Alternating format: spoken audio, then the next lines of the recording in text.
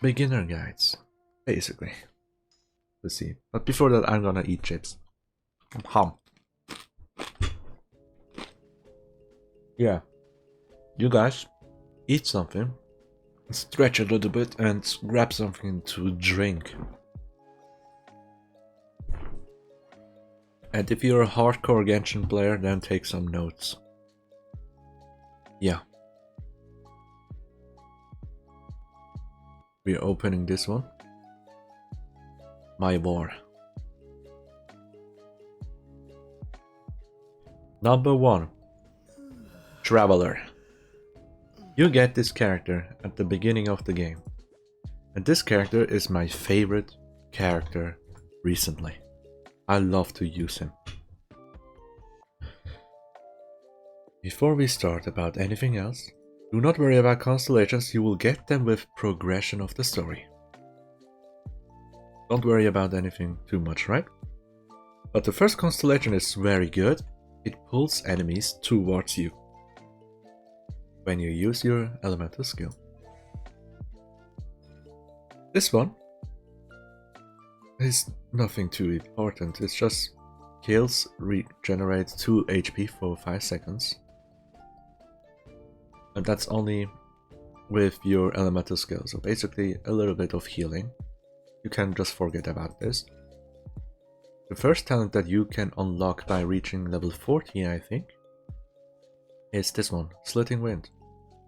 At the end of your basic attack combo, you will deal an Anemo Wind Blade. It only deals 60% of your attack as a damage, but it's like you have a 5-hit combo, yeah? The 5th hit does 70% of your attack, full attack, because this is level 1. I did not upgrade it, because you will not use your main character as a normal attacker. You want to focus on elemental skills. And as you see, mine are at a super high level, because Constellation 3 increases 3 levels of one, and 5 increase 3 levels of the other one. So yeah, look at it as minus 3 levels, that means 8, 7, 6. This is level 6. This is level 7, because I will focus on the ultimate, basically. So, the Palm Vortex, it will deal Anemo damage, it will cut if you hold it down with E. And as you see, hold damage and AoE will gradually increase. You will deal a good AoE damage with this. Initial cutting damage, that is when you're charging, you will hit the enemy multiple times, and each cutting is like 20% damage, 20% of your attack. At this level, of course. Got to pay that in mind, right? Keep that in mind, this is a level 9 skill. And this 20% is only for when this is hard to explain because the cutting damage is so insignificant that you will not really look at this damage. More importantly is the bottom row here, initial storm damage. That means releasing this button, which will push the enemies further away. If you just tap it once, it will do 300 basically with this one. You can do this if you have to do quick swapping, if you don't have time and you have to await, or you want to annoy the enemy and push them away, you can do that. But the max storm damage is when you hold it down, you will deal more damage obviously. If you tap this skill, 5 seconds of cooldown. If you let it charge, it's 8 seconds. And not only that, since it's an Anemo character, Wind, it will fuse with any element that comes into contact and will deal additional elemental damage with that. Same goes for the ultimate. It's a tornado that you summon. It deals lots of damage. You will summon the tornado and every enemy in your path will get thrown away. Only not the bigger enemies. Always use this skill if the enemy is inflicted with any of the elements. If you use it only as an Anemo, without any elements, it won't deal much damage. It would not feel good enough. This is at level 10 basically, so keep that in mind again. Energy cost is at 60. It's not that high. Highest one is at 80 energy. So you can get this skill fairly easily. Like, I once was able to use the ultimate, kill all enemies, and my ultimate was recharged again because I killed all of them. 6 seconds of duration. Tornado itself, the Anemo damage is that high of your attack, is that. And additional elemental damage is almost 50%. Numbers doesn't mean too much, right? You gotta focus on your weapon. I will start from the lowest one that I have right now. Cool Steel. Useless. Unless you want to... Unless this is your first 3-star weapon. You can equip it, of course, but don't level it up. Don't level 3-star weapons up unless it's a specific one. Or you just like the weapon in general. You do you. Enjoy the game. Increases damage against opponents affected by Hydro or Cryo. If the enemy is suffering with ice or water elements, you will deal 24% more damage at the max refinement rank 5. That's good if you mainly focus on water reactions or ice reactions, together with Kea. But speaking of Kea, you would rather give this weapon to Kea himself. Next, Harbinger of Dawn. I think you can only get this from pulling weapons, but you can get this fairly often. When HP is above 90%, increases crit rate by 28%. And as a substat, it has crit damage. It is a very good weapon. It is often used for Albedo, VJ weapon. The only reason I'm not upgrading it is because I have a 5-star weapon. That's the only reason. But you have to be careful not to get hit because you have to stay above 90% all times to get this free crit rate of almost 30%. This is a wonderful weapon. I would recommend you to keep it in your inventory locked. Fillet Blade. This is basically cutting your fish. It has attack percentage, not really important. On hit has a 50% chance to deal 280% attack damage to a single opponent. Occurs every 14 seconds. Well, it's on rank 2, it can increase the numbers, the numbers that are blue. So it will deal a big burst damage to only one single enemy. You can just trash it down. Traveler's Handy Sword. Defense trash. You can't use it on your traveler. Each elemental orb or particle collected restores 2 HP. Don't use this. It's not worth it. Skyrider Sword. One of the best beginner swords for your traveler. It has energy recharge, which means you can always, well, almost always make sure that you have your ultimate up, guaranteed.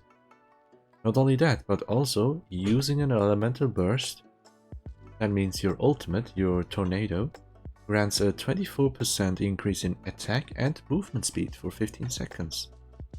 So you can combine all the good stuff. It is good for traveler, because you can spam your ultimate all the time. Dark Iron Sword. You can get this by talking to an NPC in Liyue, which I will show you later. This is good because it has elemental mastery. This stat is important for people that use wind element. As a passive here, upon causing an overloaded superconduct electrocharge or an electro-infused throw reaction, attack is increased by 20% for 12 seconds. That is, overloaded is when you put fire and electro together. Superconduct is when you put ice and electro. Electrocharge is when you use electro with water. So these ones are basically useless for your traveler because you only have wind. You will need 2 enemies with 2 different elements and use your skill after that. Like, one enemy is fire, the other enemy as electro, and if you use your elemental skill which you can charge, the swirl reaction will combine the 2 elements. That's how you can unlock this 20% increase of attack. But don't worry. You don't need to do such a big setup to use this weapon, because there's this one part. Or an electro-infused swirl reaction. The easiest way to use this is when you have an electro party member, like Lisa, Fischl, Razor. You can just use your normal skill and boom, get this 20% attack increase. And after that increase, you will use your ultimate. You just use electro with this weapon. Pretty easy, right? Favonius Sword.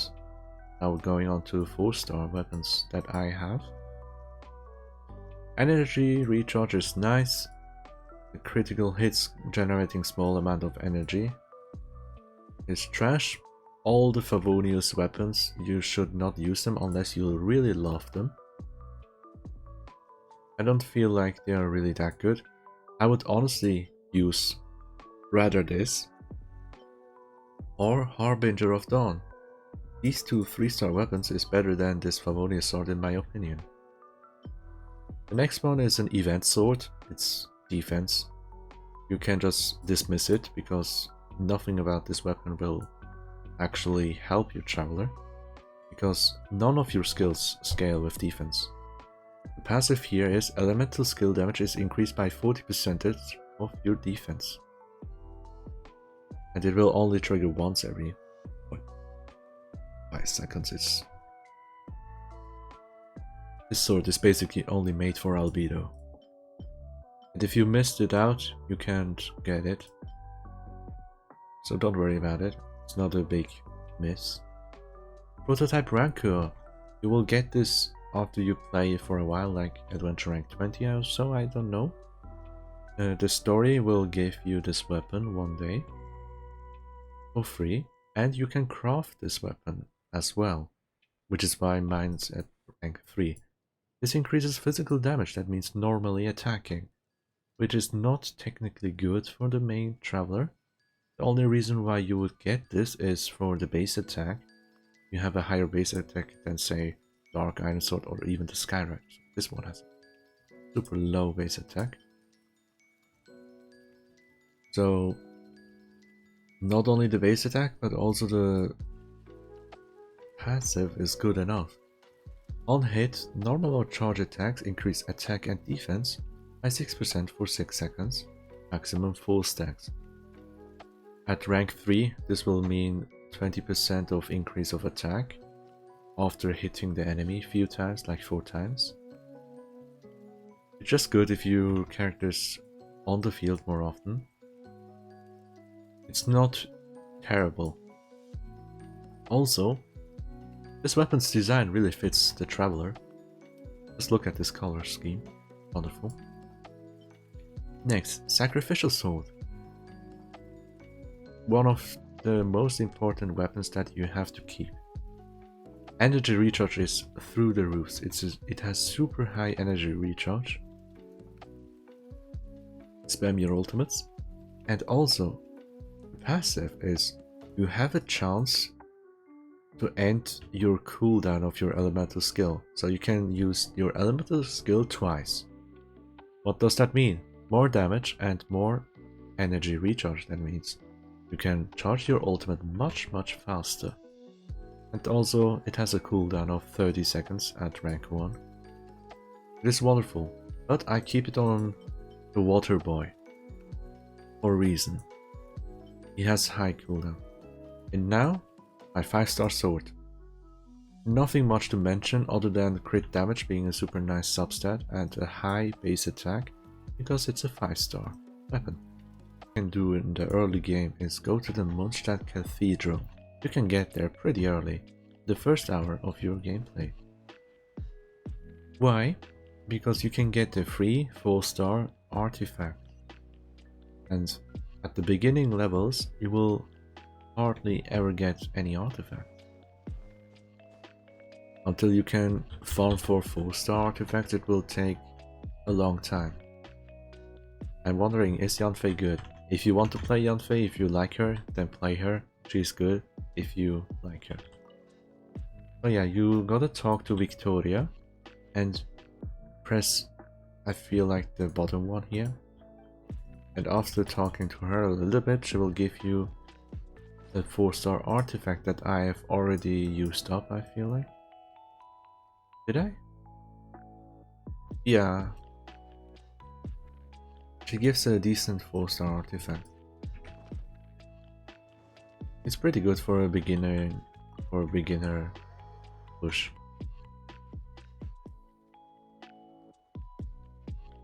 Alright, we're going on to artifacts now. This is basically comparable to equipment, or if you've played other gacha games, runes. You can equip runes for your characters, and some runes have a specific set bonuses. It's the same system here. Let's start from the lowest runes. Like slot 1 is always flat HP at the main stat. Slot 2 is always attack. Don't worry about them. It will get complicated with number 3 and 6. Those two are complicated. This one, the 4th slot, you would most of the time only focus on getting the elemental damage bonuses. So let's start from the beginning. You will have lots of grey artifacts, but don't worry about them. At the beginning, do not upgrade any artifacts except your feathers for the attack increases. Super nice for the early game. You instead will focus on set piece. For this adventure set, you get max HP increase. It's really not that useful. The next one I have is the Resolution of Sojourner. Increases attack by 18% already. With 2 sets of this, like 2 pieces of the set. With 4 pieces you gain increased charge attack crit rate. Which is super nice for Kea if you use that 4-star prototype sword. Remember? The prototype sword increases physical damage. And combine it with Kea and use the charge attacks. First of all, you have higher physical damage, of course. And also your crit rate is increased. You will deal more crit damage. It's not bad, but it's highly situational. Next one I have is the Tiny Miracle. All elemental resistance increased. Not really important. Incoming elemental damage increases corresponding elemental resistance by 30% for 10 seconds, can only occur once every 10. Don't worry about this, it's not really game changing. It's too complicated to explain and understand anyway. But one of the sets, most popular sets for beginners, would be Berserker set. These ones can go up to 4-star artifacts even. So, 2 set will give you crit rate increase easily. 4 set will increase your crit rate even further, only if your HP is below 70%. Basically, you will gain a free 36% crit rate increase. You will deal more critical damage easily. This set is wonderful for your carries. Then we have the instructor set that I'm using on my main character. On Ether, instructor set is OP. Q set increases elemental mastery by 80 points. I will go on and explain it later, why elemental mastery. And the 4P set, triggering an elemental reaction. Basically, if the enemy has water and you use your wind, it will cause a swirl reaction. After that, increases all party members' elemental mastery by 120. So this also goes for you. If you have this full set and cause a reaction, you will have a bonus of 200 elemental mastery from the get-go. That's a huge increase. We have the Exile with energy recharge. It's super nice for people who want the ultimate quicker. The 4P set is not really useful that much. Using an elemental burst regenerates 2 energy for all party members. You can give the full set for your support like Barbara, healing. It's simple. The Lucky Dog increases defense flat. It's not really useful unless you're using Noelle. There's also Traveling Doctor, which increases your incoming healing. Not really useful. But yeah, there we go. That should be it for now. Why Elemental Mastery? Here you can read what Elemental Mastery is. The higher a character's Elemental Mastery, the stronger the elemental energy that can be released. Increases damage caused by Vaporize and Melt by 30% at this 170 Elemental Mastery. Elemental Mastery will increase all your reaction damage with that character. Only for the character who actually triggers a reaction. But Vaporize and Melt doesn't happen with your character, with Ether or Lumina, with your Traveler. You gotta look at this one. Also increases damage caused by Swirl. This is for Anemo by 125%. That's at 170, I mean, Elemental Mastery. Now, what happens if I remove the artifacts? Like, I will remove that. I will remove that. And that. Okay, no set bonus, as you see. This one has... Oh, this one has Elemental Mastery in here, 30, as a substat. Now we have 0. 0%. You don't increase at all. Let's add this one. 30 Elemental Mastery. As you see here, 30. 30 Elemental Mastery increases the swirl damage by 23. And putting all back, you now gain the 80 plus 80 from the set. I already have 120. With just the set damage, you will gain like 90% bonus damage with swirls. This is why set pieces is really important. Now back to my 170 as before. It increases 125%. To showcase that, I will go somewhere to find an enemy. Let's see. We just walk around and chill. I will search for an enemy to fight for. And we will use the 4 set piece reaction. Since after using an elemental reaction with Swirl for this guy,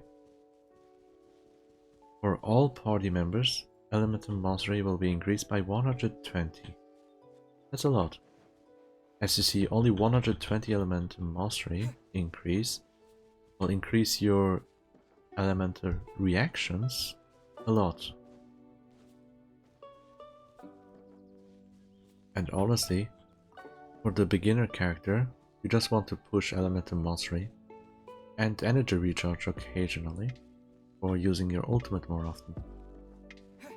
Okay, enemies anywhere? Oh yeah, up there.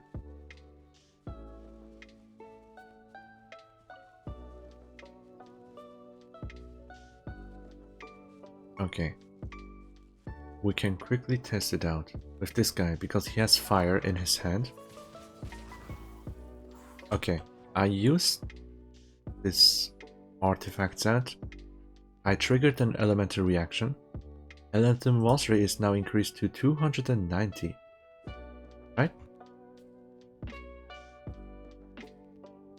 This increases the swirl damage by 200%.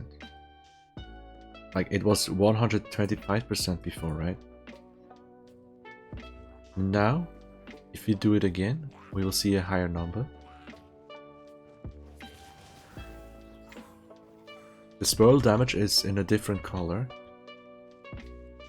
And it's really hard to showcase it with easy to kill enemies.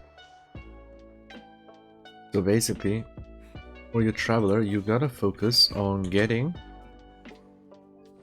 the instructor set. There's also another set piece which has the same elemental mastery increase. You can just stack 2 of them, like 2 piece for instructor, giving 80 mastery for your character, and 2 piece from another set, which also gives 80. That means you have 160 bonus for your traveler. You can do that, but I like to give my whole team a boost of elemental mastery as well, because I play with elemental reaction damages. So, as I once told, flat attack, you don't have to worry about that. Slot number 3. You can choose from 2 stats. I go with attack percentage to increase my normal attack damage with elemental skills. You could also go for energy recharge to get your ultimate quicker. For this slot, I would highly recommend you putting Anemo damage bonus, so your elemental skill gets further increased. Instead of that, you can also put elemental mastery on this slot. Like, there should be like at least one of them. I should have at least one elemental mastery artifact. Nope, I don't have any, somehow. But yeah, you can put elemental mastery here as well if you want. For the last slot, this is important, because for the last slot, slot 6, for the headpiece, only for this slot you can get main bonus, main stat, crit rate or crit damage. So I highly recommend getting one of them, either crit rate or crit damage, whatever floats your boat. Right now mine has 86% crit damage and 28 crit rate. Crit rate could be better, but the crit damage is so high because of this weapon also having a substat right here with the crit damage. So there we go. This is basically my guide for the traveler. And you can easily have fun and completely annihilate your enemies with the traveler if you have lots of elemental mastery. Let me show you. You start the battle by inflicting any element you want. Let's say ice, right? Switch to your guy. I'm waiting for this one to go away. And now I'm using basic Anemo because I was too slow. You see how much damage it did? Only half of their HP. Now I will leave this place. Go back here. We only was able to deal half of their HP. I will only try to hit one of the enemies with this one. There we go. Now look at this swirl damage. it almost killed them. And as you see here, swirl damage with this cryo effect was 1700. And the basic damage is 588 with the wind blade that I'm doing. So the elemental reaction with this wind element is what is my main damage source with the Traveler. You can also keep like a character like Ember in your team. Shoot the enemy with your charge shot, so they have fire on their head. You can do this.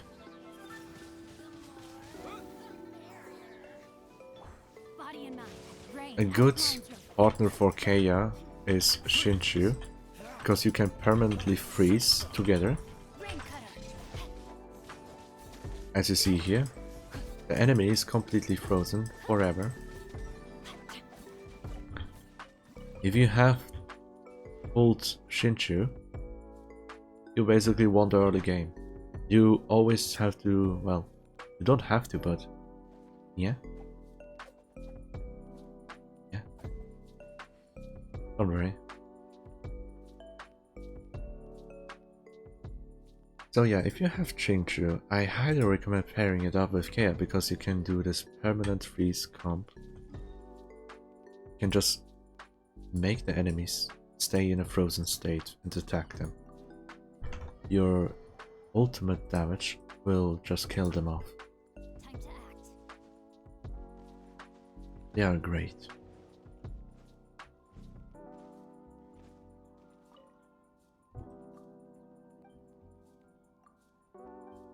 Let's see. I feel like I've missed the adventure rank reward. There we go. Nothing too much.